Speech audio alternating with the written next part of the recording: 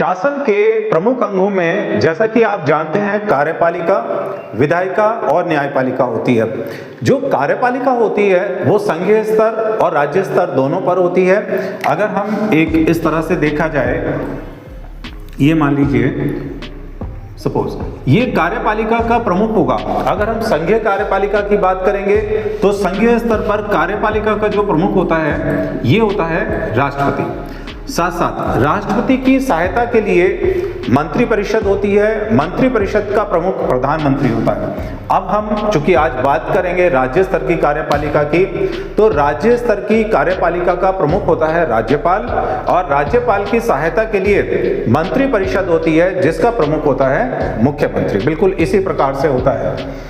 अब विषय ये है कि राज्यपाल की नियुक्ति क्या होती है, राज्यपाल बनने के लिए योग्यताएं क्या होती हैं और राज्यपाल का कार्य क्या होता है। ठीक है, महत्वपूर्ण टॉपिक है। सामान्य अध्ययन के अंतर्गत अगर देखा जाए तो इस तरह के प्रश्न इंडियन पॉलिटी से संबंधित समय समय पर पूछे जाते हैं। तो चलिए सबसे पहले शुरुआत करते हैं। राज्य की जो कार्यपालिका होती है उसका प्रमुख होता है राज्यपाल। पहली चीज आती है कि राज्यपाल बनने की प्रमुख योग्यता क्या होती है। तो देखो, राज्यपाल बनने की प्रमुख योग्यता होती है कि वह व्यक्ति भारत का नागरिक हो। ठीक है, उसकी न्यूनतम आयु 35 वर्ष होनी चाहिए। अधिकतम का कोई संवैधानिक प्रावधान नहीं है, तो आप याद रखिएगा न्यूनतम आयु कितनी होनी चाहिए, 35 ईयर्स, 35 वर्ष होनी चाहिए। इसके अलावा अन्य योग्यताओं में पागल दिवालिया ना हो और विधानसभा का सदस्य बनने की योग्यता भी रखता हो। अब जो व्यक्ति इन योग्यताओं को रखता है तो अब नियुक्ति का प्रावधान क्या है। तो देखो, राज्यपाल के लिए कोई भैया एग्जाम तो कुछ होता नहीं है। राज्यपाल की नियुक्ति सीधे राष्ट्रपति के द्वारा होती है और राष्ट्रपति राज्यपाल को नियुक्त कर सकता है। राष्ट्रपति, वैसे तो राज्यपाल का सामान्य कार्यकाल 5 वर्ष होता है, लेकिन राष्ट्रपति इससे पहले भी राज्यपाल को चाहे तो उसके पद से हटा सकते हैं या फिर एक राज्य से दूसरे राज्य में ट्रांसफर भी कर सकते हैं। कुल मिलाकर कहा जा सकता है कि राष्ट्रपति के प्रसाद पर्यंत्र कार्य करते हैं। तो नियुक्ति, ठीक है, पॉइंट्स में याद करते हैं तो राज्यपाल की नियुक्ति राष्ट्रपति के द्वारा होगी। राष्ट्रपति के द्वारा नियुक्ति होती है, उसका स्थानांतरण किया जा सकता है या फिर उसको उसके पद से भी हटाया जा सकता है। ये हो गया। अब राज्यपाल जो होता है, एक महत्वपूर्ण चीज ये होती है कि वो एक दोहरी भूमिकाओं का निर्वाह करता है। राज्यपाल एक तरफ तो वो राज्य की कार्यपालिका का प्रमुख होता है और दूसरी तरफ चूंकि उसकी नियुक्ति सेंट्रल गवर्नमेंट के द्वारा की जाती है तो वो केंद्र सरकार के प्रतिनिधि के रूप में भी काम करता है। और केंद्र सरकार के प्रतिनिधि के रूप में राज्यपाल राज्य से संबंधित जो प्रशासनिक जानकारियां होती हैं वो सब समय समय को राष्ट्रपति को भेजना होता है। और इसके अलावा राज्यपाल उस दोहरी भूमिका में राज्य के प्रमुख के रूप में भी कार्य करता है और जो उसकी मंत्रिपरिषद होती है उसके साथ एक तालमेल बनाकर कार्य करता है। जैसे आपने देखा होगा कि राष्ट्रपति की कई संवैधानिक शक्तियां होती हैं जिनका अधिकार वो मंत्रिपरिषद की सलाह के अनुसार करता है। बिल्कुल उसी तरह से राज्यपाल की भी होती है। राज्यपाल की कार्यकारी शक्तियां होती हैं, राज्यपाल की विधायी शक्तियां होती हैं, राज्यपाल की इसके अतिरिक्त हम लोग बात करेंगे तो विवेकाधीन शक्तियां होती हैं। तो सबसे पहले न्यायिक शक्तियां भी होती हैं। इससे पहले हम कार्यकारी शक्ति की बात करें तो कार्यकारी शक्ति के अंतर्गत राज्यपाल मुख्यमंत्री की नियुक्ति करता है और मुख्यमंत्री की सलाह पर वह अन्य मंत्रियों की नियुक्ति करता है। इसके अतिरिक्त राज्यपाल राज्य के बड़े संवैधानिक पदों पर भी व्यक्तियों की नियुक्ति करता है। जैसे राज्य के महाधिवक्ता की नियुक्ति की जाती है, जो यूनिवर्सिटीज स्टेट लेवल की होती हैं उसके वाइस चांसलर की नियुक्ति की जाती है, राज्य लोक सेवा आयोग के सदस्यों की नियुक्ति राज्यपाल के द्वारा ही की जाती है। विधायी शक्तियों के अंतर्गत बात की जाए तो विधायी शक्तियों के अंतर्गत राज्यपाल विधानमंडल के सत्र को बुलाने और सत्रावसान की शक्ति रखता है। विधानसभा को भंग करने की शक्ति उसके पास होती है और कोई भी विधेयक जो राज्य विधानसभा या मंडल से पारित होता है उस विधेयक पर अनुमति प्रदान करने या उसको आरक्षित रखने की शक्ति भी उसके पास होती है। न्यायिक शक्तियों की अगर बात की जाए तो न्यायिक शक्तियों के अंतर्गत राज्यपाल, डिस्ट्रिक्ट जज और PCS जे स्तर के जो अधिकारी होते हैं उनकी नियुक्ति करते हैं राज्यपाल।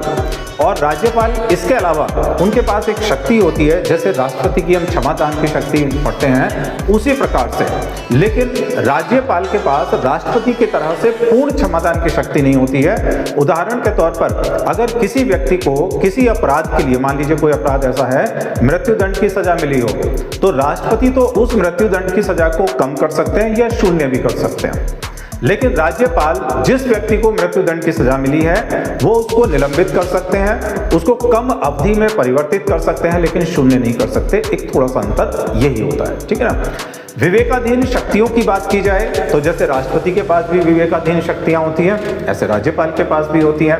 विवेकाधीन शक्तियां उसको कहा जाता है जो मंत्रिपरिषद की सलाह के बिना की जाती है, जैसे कि नाम से ही पता चल रहा है, तो मंत्रिपरिषद की सलाह के बिना। अब यहाँ पे एक चीज ध्यान दीजिएगा, जैसे कार्यकारी शक्ति की हमने बात की कि राज्यपाल मुख्यमंत्री और मुख्यमंत्री की सलाह पर अन्य मंत्रियों की नियुक्ति करते हैं। अगर जिस पार्टी को पूर्ण बहुमत मिला विधानसभा में, उस पार्टी का जो नेता होता है, विधानमंडल का जो उसको जो भी वहाँ के मतलब MLA होते हैं, तो जो अपने किसी नेता को चुनते हैं तो वो उसको CM के रूप में नियुक्त करते हैं। लेकिन अगर हम बात करें कि किसी भी पार्टी को पूर्ण बहुमत नहीं मिलता, अब मान लीजिए कोई एक पार्टी है A, कोई दूसरी पार्टी है B, कोई तीसरी पार्टी है, और ये तीनों पार्टी लगभग बहुमत के आसपास हैं, तो ये राज्यपाल को अपना पत्र लिख देंगे कि भैया हमारे पास भी बहुमत है, हमारे पास भी है, हमारे पास भी है। तो राज्यपाल क्या करेंगे, कहेंगे ठीक है भैया तुम वेट करो। तो राज्यपाल A, B, C कोई भी जो पार्टी है उसके गठबंधन को सरकार बनाने के लिए बुला सकते हैं और कह सकते हैं कि भाई फिलहाल हम तुम्हें मुख्यमंत्री नियुक्त कर रहे हैं और इस डेट को आप विधानसभा में अपना बहुमत सिद्ध कर दीजिए।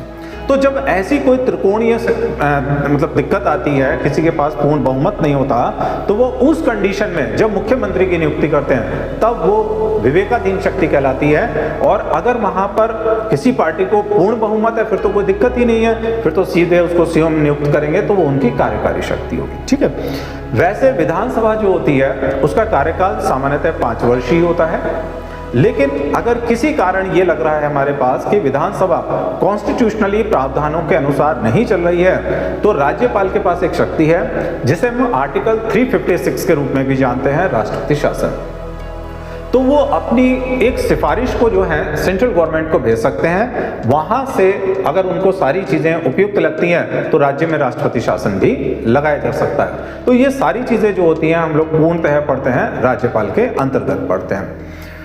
राज्यपाल के अतिरिक्त अगर हम लोग बात करेंगे, मंत्रिपरिषद होती है राज्य की, उसमें मुख्यमंत्री और मंत्री होते हैं। बाकी जैसा मैंने अभी बताया था, मुख्यमंत्री कौन बनेगा, अगर स्पष्ट बहुमत की बात की जाए तो जिस पार्टी को पूर्णतः स्पष्ट बहुमत मिला है उसका जो नेता होगा वो मुख्यमंत्री बनेंगे। और मुख्यमंत्री कैसे बनेंगे, क्या उसने विधानसभा का चुनाव लड़ा हो, जीता हो, तो इस पर भी बात कर लेते हैं। तो देखिए, मुख्यमंत्री कोई भी व्यक्ति बन सकता है, चाहे उसने विधानसभा का इलेक्शन लड़ा हो या ना लड़ा हो या हार गया हो, उस सूरत में भी हम पहली कंडीशन की बात करते हैं, अगर उस व्यक्ति ने किसी पार्टी से विधानसभा का इलेक्शन लड़ा और जीत गया तो भाई मोस्ट वेलकम, वो मुख्यमंत्री बनेगा।